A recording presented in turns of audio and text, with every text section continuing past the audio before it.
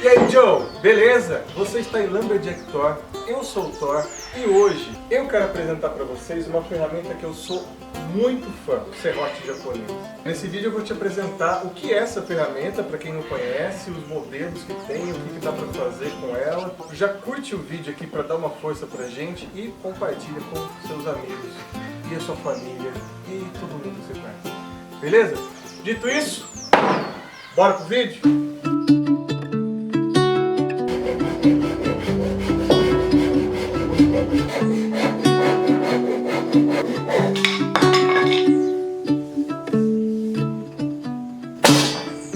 O serrote japonês é tão bom assim? Diferente do serrote convencional, o serrote tradicional a gente utiliza ele cortando ele quando empurra, quando faz o movimento de empurrar a lâmina. O serrote japonês é o contrário, é o oposto, é quando você puxa. O que isso faz na prática? Para você empurrar, você faz muito mais força do que puxar e sempre tem aquela questão da lâmina ser flexível. Então é mais fácil da lâmina entortar enquanto você está empurrando do que quando você está puxando, que ela estica. Outra coisa, o corte dele é mais fino.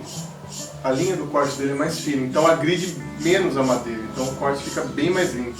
E é impressionante realmente o quanto fica limpo um corte feito com um serrote desse. E por fim, uma outra característica que eu acho bem interessante também é justamente aqui no cabo, na pegada. Porque no serrote tradicional a gente tem aquela pegada assim, né? Não tem outro jeito de você cortar senão esse. Esse aqui não.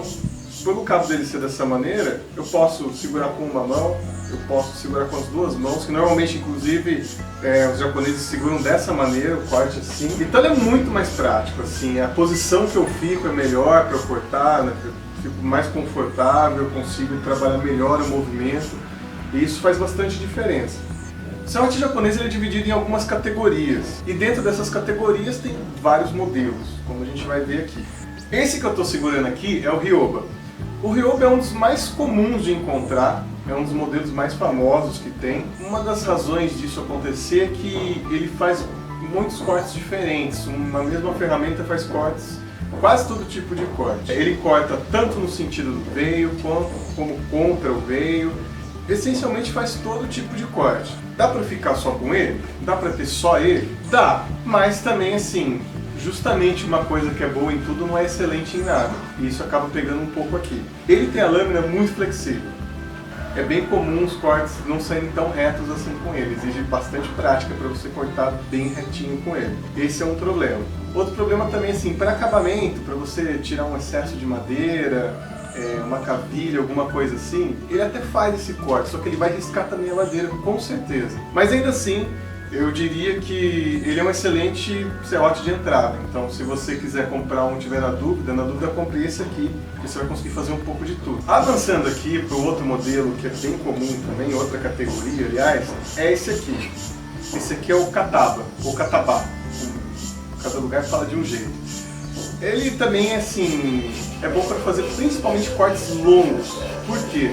Porque ele tem essa lâmina aqui limpa atrás e ele tem um corte bem retinho aqui. O que acontece? O Ryoba, os dentes dele faz isso aqui. Por isso que às vezes ele não tem um corte tão perfeito. O Kataba já é um pouco mais fechado aqui, então já sai um pouco mais limpo. E ele tem também essa costa aqui no cabo dele, que não é tão grande, mas ela dá um pouco mais de firmeza na lâmina. Então é um pouco mais difícil o corte sair torto no meio do caminho. Ele segura melhor o corte reto. Ele também é um serrote que faz quase todo tipo de corte. Dentro dessa categoria, assim como nas outras, existem vários tipos de lâmina. Esse aqui é uma lâmina universal, ela serve para cortar tanto no sentido do veio como contra o veio. Porém, tem lâminas específicas para cortar contra o veio, no sentido do veio, madeira dura, madeira mais macia, enfim, tem vários tipos de modelo dentro aqui dessa categoria. Outro modelo, e esse é o meu xodó, é esse aqui, que é o Dozuki. Eu tenho um aqui de uma lâmina de 150 milímetros, é um modelo pequeno, mas tem maiores também. Essencialmente o Dozuki ele é especificamente feito para você fazer encaixes na madeira. Ele tem essas costas aqui, ó. Você vê que no Kataba tem a costa, mas ela é pequena, né? No Dozuki ela é bem grande, a lâmina dele é bem firme, ela é bem firme mesmo. Então o corte dela talvez seja o mais reto possível que tenha dentro dos serrotes japoneses. Por isso que ela é muito utilizada para encaixe, para você fazer encaixe na madeira, porque você precisa de bastante precisão. Outra coisa, que o corte dela é bem fino, não agride a madeira e o risco que vai fazer bem fininho mesmo, assim. Então é outra razão pela qual ele é usado bastante para isso.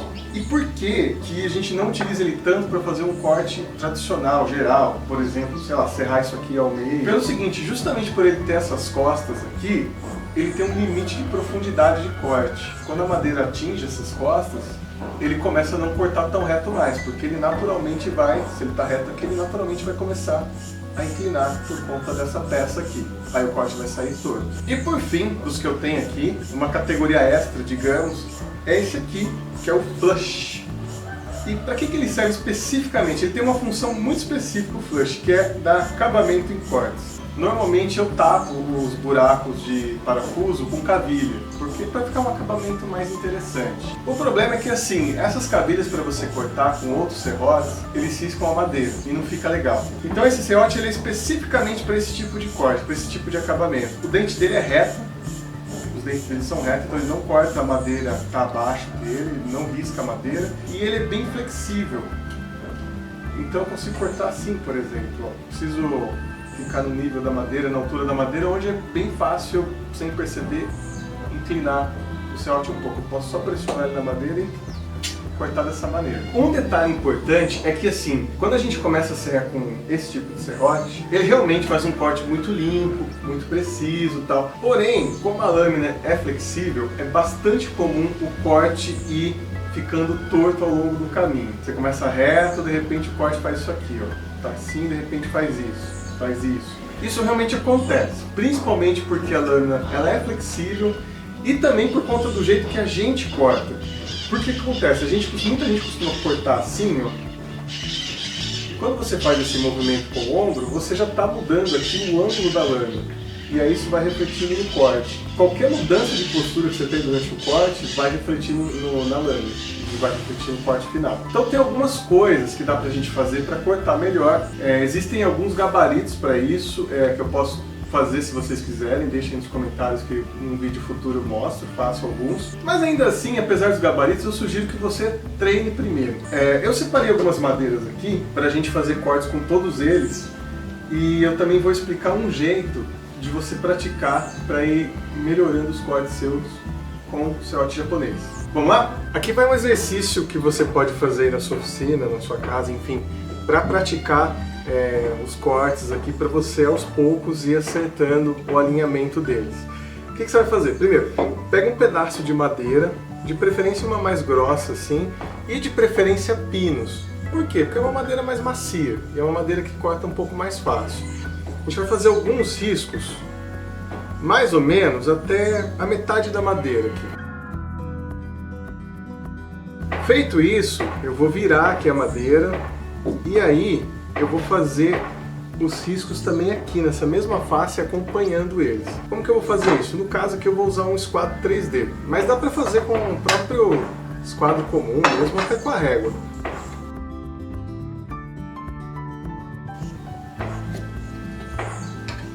Beleza, ó, então agora a gente tem tá riscado aqui e a partir daqui a gente vai começar a praticar os nossos cortes. Para fazer esses cortes eu vou usar dois serrotes aqui. Eu vou começar com o Ryoba e depois eu vou fazer alguns com o Kataba também. O Ryoba, como é um corte na transversal, um cross-cut, a gente vai utilizar esse lado que tem os dentes menores aqui. O grande segredo de você cortar reto é você acertar logo no começo do corte. Normalmente a lâmina tende a seguir aquele caminho até o final. Pode acontecer dela desviar por algum motivo, mas normalmente segue nisso. Então, como que a gente pode fazer isso? Primeiro, posiciona bem aqui, retinho, tenta ajustar mais ou menos com o olho, e aí você põe aqui seu polegar encostado na lâmina, e aí você dá na transversal, na diagonal aqui, mais ou menos no ângulo de 45 graus, um primeiro corte bem suave, só para a lâmina entrar. Entrou? Legal.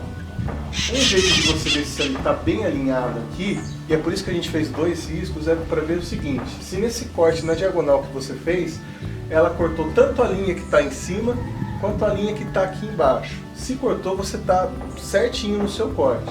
Feita essa primeira entrada aqui da lâmina, ela já aprofundou um pouco, eu vou segurar com as duas mãos, como eu falei. Tem como cortar com uma mão só, mas eu prefiro utilizar as duas, porque eu consigo manter ela reta de um jeito que consigo pôr um pouco mais de pressão.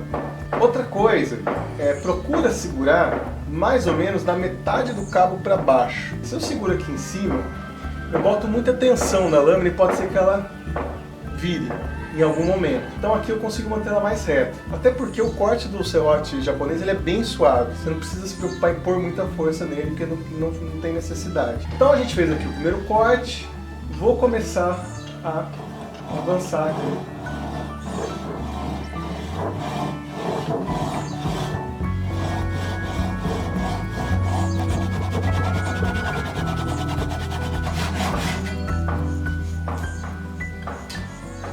Eu vou aproximar aqui com a câmera para vocês verem, mas ó, ficou exatamente alinhado aqui dentro dos riscos que a gente fez, só seguindo essas orientações.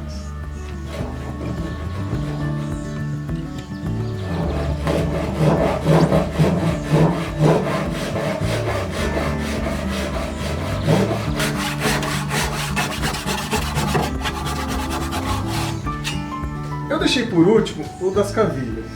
Esse aqui é o mais delicado de todos, porque tem 3 maneiras de remover cavilha com serrote japonês, porém só uma fica realmente impecável. Eu separei as 3 maneiras aqui, vou fazer primeiro com o Ryoba.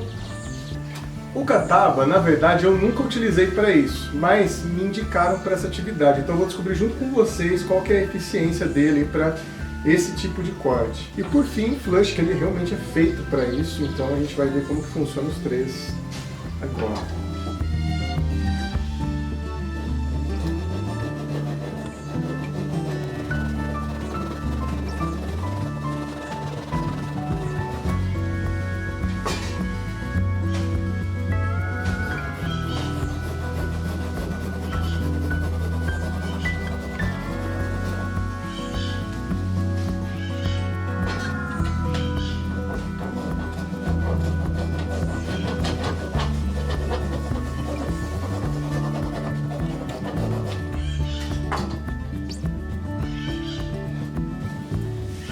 Bom, vocês podem ver aí aquilo que eu falei, ó, o primeiro corte feito com o Ryoba, ficou todo riscado aqui. Isso aqui não sai lixando, esse tipo de marca fica na madeira, então não acho que seja indicado. Com o Kataba, foi a primeira vez que eu cortei, eu confesso que eu me surpreendi bastante, assim, ele marcou um pouco, mas ele faz um bom corte, tá? Passando o dedo aqui do Ryoba, você vê que ainda ficou uma pequena elevação aqui na cavilha, aqui tá bem liso. Mas assim, o acabamento que o flush dá é incomparável. Tá lisinho aqui, não marcou madeira, tá impecável o corte dele. Então, para esse tipo de trabalho, eu ainda assim recomendo o flush. Galera, é isso! Mostrei para vocês aí como cada um funciona, temos aqui alguns exemplos, nosso guia, eu vou inclusive aproveitar para praticar um pouco. Espero que tenha deixado esclarecido para vocês o que é essa ferramenta, o poder dela, que ela pode fazer para você na sua oficina.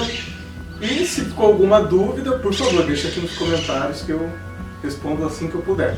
Se você gostou, por favor, deixa seu like aqui, se inscreva nas minhas outras redes, compartilhe esse vídeo e a gente se vê na próxima, tá bom? Aqui é o Thor falando, tchau!